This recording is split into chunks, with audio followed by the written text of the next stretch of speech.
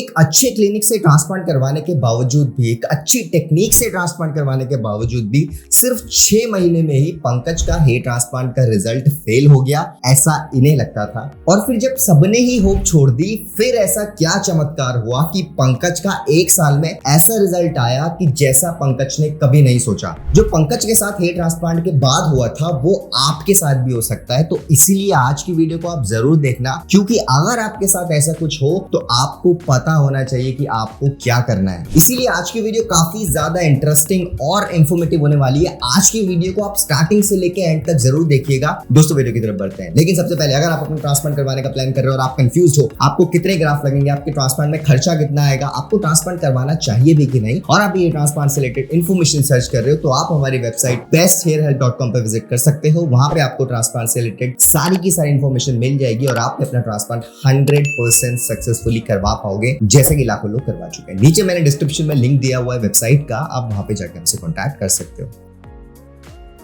अब इससे पहले हम पंकज के हेयर ट्रांसप्लांट के रिजल्ट के बारे में बात करें, पहले हम पंकज के बारे में कुछ चीजें जान लेते हैं। पंकज ने आज से लगभग 1 साल पहले अपना हेयर ट्रांसप्लांटेशन करवाया था, और वैसे तो पंकज सौरभ का काफी पुराना दोस्त था। सौरभ को आप जानते होंगे, सौरभ ने भी अपना ट्रांसप्लांटेशन करवाया था और उसका खुद का एक यूट्यूब चैनल है जिसमें वो हेयर ट्रांसप्लांट की जर्नी शेयर करता है। अब वैसे तो पंकज सौरभ का बहुत पुराना फ्रेंड था, लेकिन मैं पहली बार पंकज से तब मिला था जब पंकज ने खुद का ट्रांसप्लांट करवाया। एक्चुअली जब सौरभ ने अपना हेयर ट्रांसप्लांट करवाया था उस टाइम पे इन दोनों का ट्रांसप्लांटेशन करवाने का प्लान था, बट पंकज थोड़ा बैकआउट हो गया। पंकज ने सौरभ को बोला कि भाई पहले तू अपना ट्रांसप्लांटेशन एक बार करवा ले, तेरा रिजल्ट अगर अच्छा आता है तो मैं भी सेम क्लिनिक से अपना ट्रांसप्लांटेशन करवा लूंगा और मेरा कॉन्फिडेंस भी बूस्ट अप हो जाएगा। ऐसा आप लोगों के साथ भी होता होगा जब भी आप ट्रांसप्लांट करवाने का प्लान करते होंगे और आपका कोई फ्रेंड होता है जिसको भी हेयर लॉस का इशू होता होगा, वो ऑब्वियसली आपको पहले पुश करता होगा कि भाई पहले एक बार तू ट्रांसप्लांट करवा ले, अगर तेरा रिजल्ट अच्छा आएगा तो मैं ट्रांसप्लांट करवाऊंगा, क्योंकि उससे कॉन्फिडेंस बूस्ट होता है, राइट। और इसीलिए पंकज ने भी सौरभ को बोला कि भाई पहले तू अपना ट्रांसप्लांट करवा ले एक बार, अगर तेरा अच्छा रिजल्ट आता है तो मैं भी ट्रांसप्लांटेशन सेम क्लिनिक से करवा लूंगा। एंड जब फाइनली सौरभ का हेयर ट्रांसप्लांट का रिजल्ट आया तो पंकज ने भी डिसाइड कर लिया कि भाई अब मैं भी अपना ट्रांसप्लांटेशन करवा लेता हूं सेम क्लिनिक से, क्योंकि पंकज का कॉन्फिडेंस काफी ज्यादा बूस्ट अप हो चुका था और इसीलिए पंकज का भी ट्रांसप्लांटेशन शेड्यूल हुआ। अब एक इंपॉर्टेंट फैक्ट के बारे में बात करते हैं। जिस दिन पंकज का हेयर ट्रांसप्लांटेशन होना था उस दिन पंकज देहरादून से दिल्ली अपना ट्रांसप्लांटेशन करवाने के लिए जाता है। वो फाइनली क्लिनिक पहुंचता है। क्लिनिक में जो सर्जरी से पहले के जितने भी प्रोसीजर्स होते हैं वो सारे स्टार्ट हो जाते हैं। एंड कहानी में ट्विस्ट आता है, जब पंकज का सर्जरी से पहले ब्लड प्रेशर चेक होता है, पंकज की पल्सेस चेक होती है, वो बहुत ज्यादा एब्नॉर्मल आती है। पहले तो डॉक्टर को इनिशियली लगा कि बहुत दूर से ट्रैवल करके आया, 4-5 घंटे की जर्नी करके आया, तो हो सकता है ब्लड प्रेशर ऊपर नीचे हो जाता है। पंकज को बिठाया,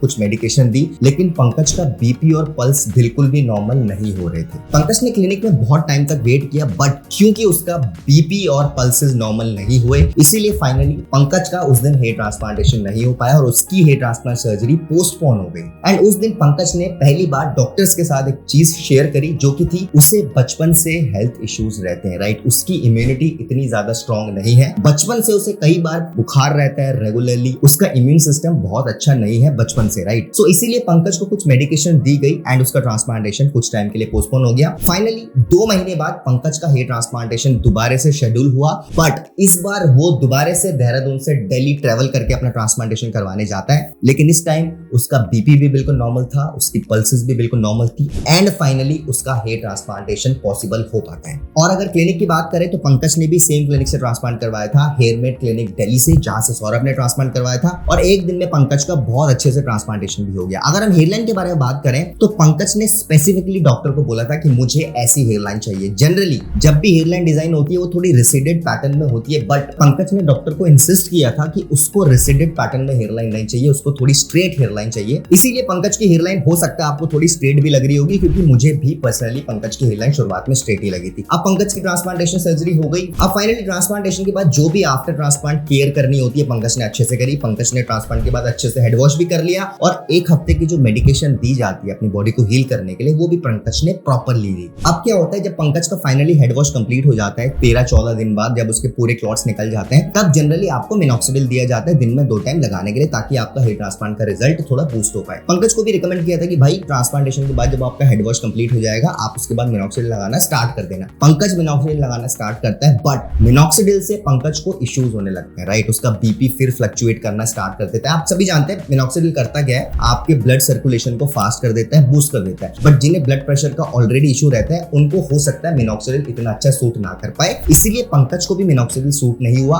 और पंकज ने 3-4 दिन मिनॉक्सिडिल यूज करने के बाद मिनॉक्सिडिल लगाना बिल्कुल बंद कर दिया। अब क्योंकि पंकज को मिनॉक्सिडिल से इश्यूज होने लगे तो पंकज डर गया, उसने मिनॉक्सिडिल तो छोड़ दिया लगाना। मिनॉक्सिडिल के अलावा पंकज ने पीआरपी भी नहीं ली। पंकज को लगा कि अगर वो पीआरपी लेगा तो उससे भी हो सकता है उसको थोड़े इश्यूज हो, इसीलिए पंकज ने पीआरपी भी ट्रांसप्लांटेशन के बाद एक भी नहीं ली। अब पंकज के हेयर ट्रांसप्लांट को जब 4 महीने कंप्लीट हो गए तो पंकज को बिल्कुल भी ग्रोथ नहीं दिखाई दी। पंकज के स्कैल्प में 4 महीने बाद भी 0% ग्रोथ थी। मतलब जब उसके शेडिंग फेज में सारे के सारे बाल जब झड़ गए थे, आप सभी जानते हैं शेडिंग फेज में जो ग्राफ लगाए जाते हैं वो झड़ जाते हैं, पंकज के भी शेडिंग फेज में सब झड़ गए थे। बट शेडिंग फेज कंप्लीट होने के 3-4 महीने बाद भी पंकज के बाल वापस से ग्रो नहीं हो रहे थे, बिल्कुल 0% ग्रोथ थी पंकज के 4 महीने बाद भी। एंड ये चीज पंकज के लिए इसलिए भी बहुत ज्यादा डिसअपॉइंटिंग थी क्योंकि पंकज ने सौरभ की हेयर ट्रांसप्लांट जर्नी को बहुत ज्यादा करीब से देखा था। ये लोग दोस्ती थे, ऑब्वियसली बात है, रोज ही मिलते थे। जहां सौरभ का 3-4 महीने में बहुत अच्छी ग्रोथ आ चुकी थी, वहीं दूसरी तरफ पंकज के 4 महीने बाद भी 0 ग्रोथ। टाइम बीतता चला गया, 4 महीने से 6 महीने हो गए, लेकिन पंकज की ग्रोथ ऑलमोस्ट 0 थी।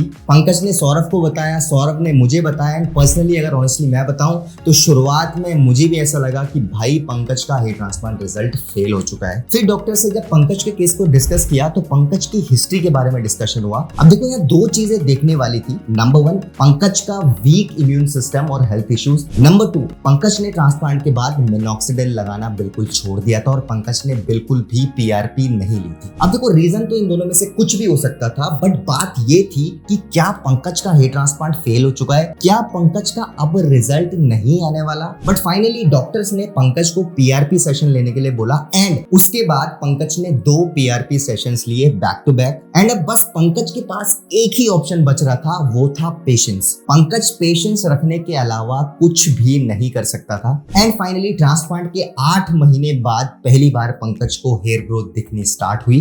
एंड ट्रांसप्लांट के 1 साल बाद जब पंकज मेरे से मिला, पंकज ने अपना रिजल्ट मेरे से शेयर किया, ये बहुत ज्यादा शॉकिंग था। जहां पंकज का ट्रांसप्लांट के पहले 6 से 8 महीने तक 0 ग्रोथ थी, वहीं दूसरी तरफ 1 साल बाद जो पंकज का रिजल्ट आया वो बहुत ज्यादा इंप्रेसिव था। सबसे अच्छी बात मुझे इनके रिजल्ट में लगी इनकी डेंसिटी। आप देख सकते हैं पंकज के ट्रांसप्लांटेड हेयर की डेंसिटी एग्जिस्टिंग हेयर से इतनी ज्यादा मैच कर रही है कि कोई भी देख के बता नहीं सकता कि किस एरिया में ट्रांसप्लांटेशन हुआ है और किस एरिया में ट्रांसप्लांटेशन नहीं हुआ। और पंकज का जो 1 साल में रिजल्ट आया, जो पंकज का केस है, इससे हमें 3 चीजें सीखने को मिलती है जो आपको सीखनी चाहिए। नंबर 1, हेयर ट्रांसप्लांट के रिजल्ट की जो प्रोग्रेस होती है वो बॉडी टू बॉडी डिपेंड करती है, राइट। हर किसी की बॉडी में हेयर ट्रांसप्लांट का रिजल्ट सेम टाइम पे नहीं आता। जहां सौरभ का ट्रांसप्लांट का रिजल्ट 4-5 महीने में आया था, जहां मेरा खुद का ट्रांसप्लांट का रिजल्ट 4-5 महीने में आया था, वहीं पंकज का ट्रांसप्लांट का रिजल्ट 1 साल में आया, राइट। जहां मैक्सिमम लोगों का शेडिंग फेज 1-1.5 महीने में कंप्लीट हो जाता है और ग्रोथ होनी स्टार्ट हो जाती है, वहीं पंकज का शेडिंग फेज लगभग 7-8 महीने तक रहा। पंकज को 8 महीने तक बिल्कुल भी ग्रोथ नहीं दिखी। 90% लोगों का रिजल्ट 6-8 महीने में आ जाता है, लेकिन पंकज का 8 महीने में बिल्कुल भी रिजल्ट नहीं आया। और फाइनली जो 1 साल में पंकज का रिजल्ट आया,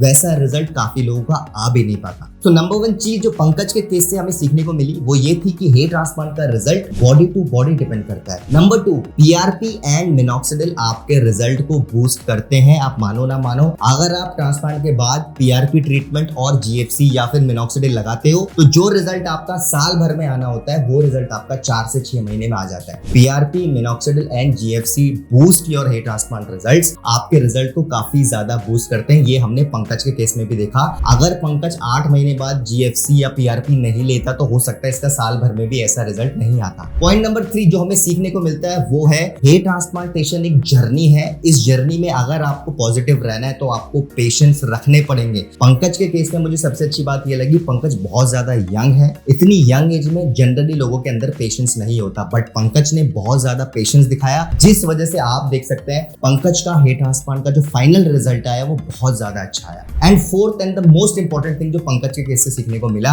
कि अगर आपका ट्रांसप्लांट एक अच्छे क्लिनिक से हुआ है, अगर आपका ट्रांसप्लांटेशन एक अच्छी टेक्निक से हुआ है, तो आप पीआरपी, जीएफसी, मिनॉक्सिडिल कुछ नहीं भी लगाओ, हो सकता है आपका रिजल्ट लेट आएगा लेकिन आपका रिजल्ट 100% आएगा। पंकज ये बात बहुत अच्छे से जानता था कि उसने एक अच्छे क्लिनिक से ट्रांसप्लांट करवाया, क्योंकि उसने सौरभ की जर्नी देखी थी, सौरभ का रिजल्ट देखा था, बहुत सारे सब्सक्राइबर्स का रिजल्ट देखा था, और हो सकता है इसी वजह से पंकज ने पेशेंस भी दिखाया। और आप देख सकते हैं 1 साल में जो पंकज का रिजल्ट आया, he is very impressed with his results. So guys, इसीलिए मैं हमेशा बोलता हूं, अगर आपने एक अच्छे क्लिनिक से ट्रांसप्लांटेशन करवा लिया तो 50-60% तो वहीं पे काम खत्म, राइट। फिर आपको 40% ही ख्याल रखना है। वो ख्याल क्या होगा? आपको हेड वॉश अच्छे से करना है, आपको मेडिकेशन बस टाइम पे लेनी है। अगर वो चीजें कर ली, आपके अच्छे रिजल्ट आने से कोई भी नहीं रोक सकता। सो गाइस, ये थी आज की वीडियो। उम्मीद करता हूं आपको आज की वीडियो पसंद आई होगी। अगर आपको आज की वीडियो पसंद आई तो हमारी वीडियो को लाइक करिए, फ्रेंड्स के साथ ज्यादा से ज्यादा शेयर करिए, एंड अगर फर्स्ट टाइम चैनल में आ रहे हैं, चैनल को सब्सक्राइब कर दीजिए। आने वाले टाइम में बहुत सारी ऐसी वीडियोस लाने वाले हैं जिनकी नोटिफिकेशन डायरेक्टली आपके फोन में पहुंच जाएगी। Thank you so much for watching guys.